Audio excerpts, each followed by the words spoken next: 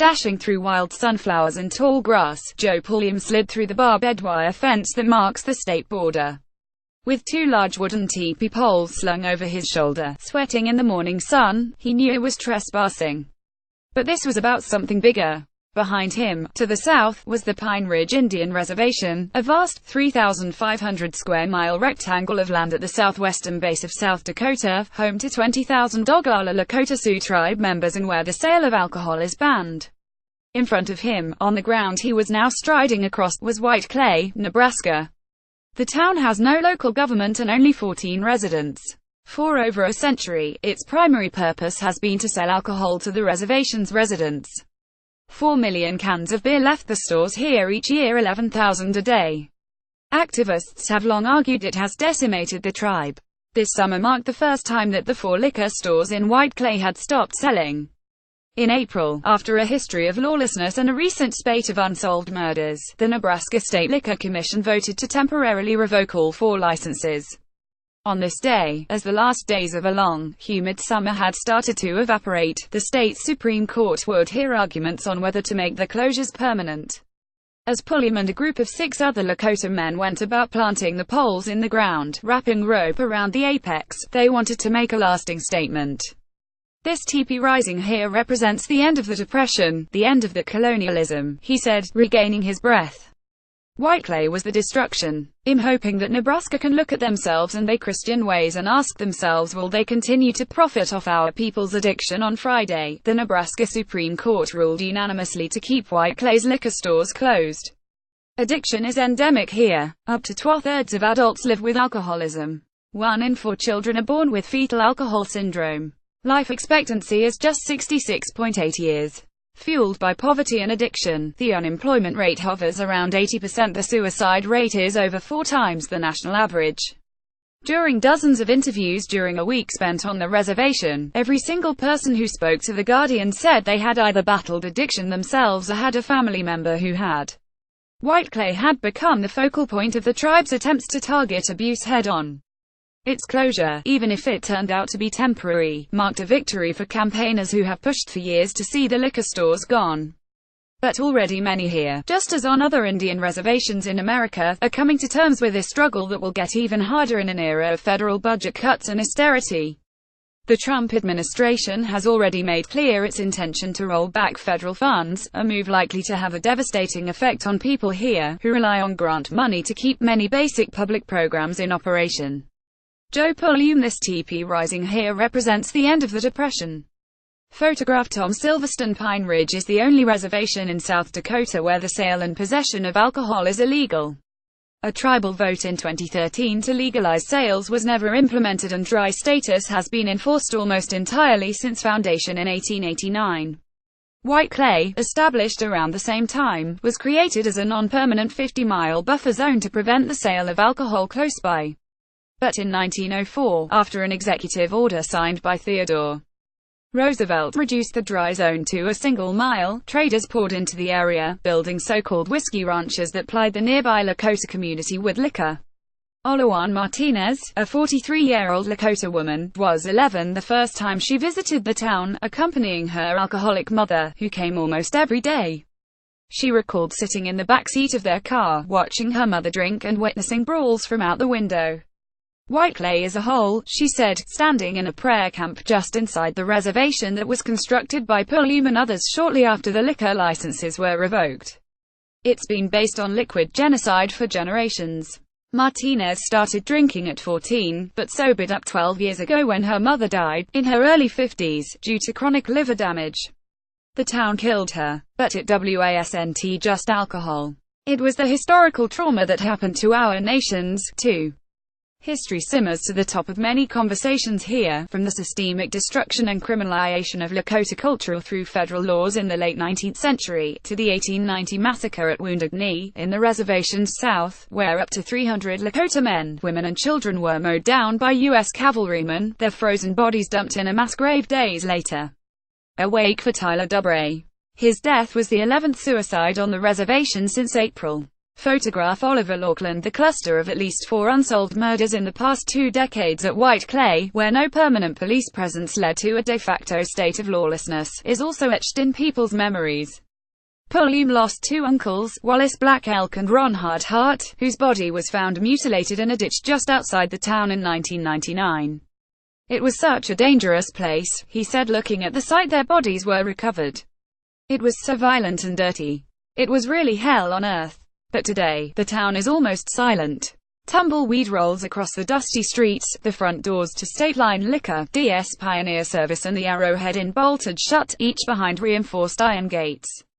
I feel a sense of pride when I look at it now," said Martinez. "Because I don't see my relatives littered on the scent like trash." The lawyers representing the 4 store owners did not return requests for an interview. But Lauren L. Paul, a Nebraskan county commissioner who supported the owners and had voted to try to keep their businesses open, argued the issue was simply supply and demand. "It's market forces," said Paul at his home in the small city of Gordon.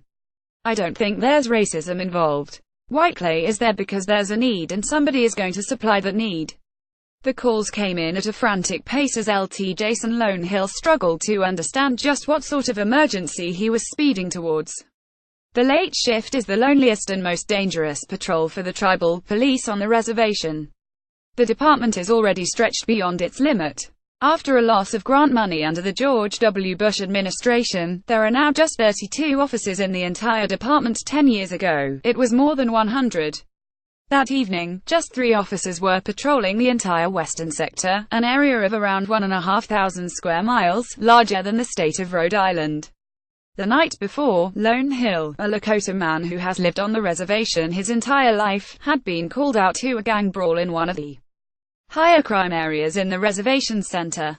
The homicide rate almost doubled here last year, from 9 murders in 2015 to 17 in 2016. Police partially attributes the rise to a surge in methamphetamine abuse. LT Jason Lone Hill on patrol. Photograph Tom Silverstone. But just as White Clay's closure has brought hope and opportunity to people here, so has it intensified other problems. Bootlegging has surged. In every housing cluster, in every district, Lone Hill said, there were now people selling alcohol illegally. "They're killing our people, over greed and money," he said. Vodka has become the drink of choice, over the beers that were once on sale at White Clay. Local bootleggers now travel further afield, to the towns of Rushville and Chadron in Nebraska, about 30 miles from the south of the reservation, to buy gallons of cheap spirits, dilute them with water and sell a 500 milliliters bottle for around $10, about a 1,000% markup. This summer the police department reassigned its specialist drug task force of 4 officers to target bootleggers by running undercover stings. But the demand supersedes resources here, and the cops are fighting a losing battle. As Lone Hill pulled up to the small 3-bed home in the old Crazy Horse neighborhood in the reservation's south, following more than a dozen 911 calls, the scene was one of distressing familiarity. A man in his 30s lay prone on the floor outside. His brother was passed out in the doorway while a group of 8 young children scampered around in the darkness. It was difficult to tell if the 2 men were alive or dead. "Hey, wake up," Lone Hill shouted. "Wake up, it's the police." Eventually both men stirred and Lone Hill was forced to place one in handcuffs and send him off to jail for detox. "Taking him to jail ain't helping, because we're going to be back tomorrow night. And the next night. It's a revolving door. Nowadays," Lone Hill said, 9 out of 10 people will be like that, in that condition, because it used to be beer, and now it's vodka, and vodka gets in your system and messes you up a lot faster." Donald Trump's fraught history with Native Americans continues to resonate here. In 2000, as the expanding Native American casino industry in upstate New York threatened his own gambling interests in New Jersey, the businessman took aim at the San Regis Mohawk tribe. Trump secretly spent $1 million on local newspaper adverts that portrayed the tribe as organized criminals and cocaine pushers. Under a photograph of syringes and lines of powder ran the question, "Are these the new neighbors we want?" "It showed us what he really thinks of us," said Eileen Janis, a community leader who runs the Oglala Lakota's only suicide intervention program with her colleague Yvonne Tiny Deckery. Now in office, Trump threatens to decimate the small gains ushered in by the closure of White Clay. "We know a young mother who used to get together $5 and go up to White Clay and buy a big can of beer all the time.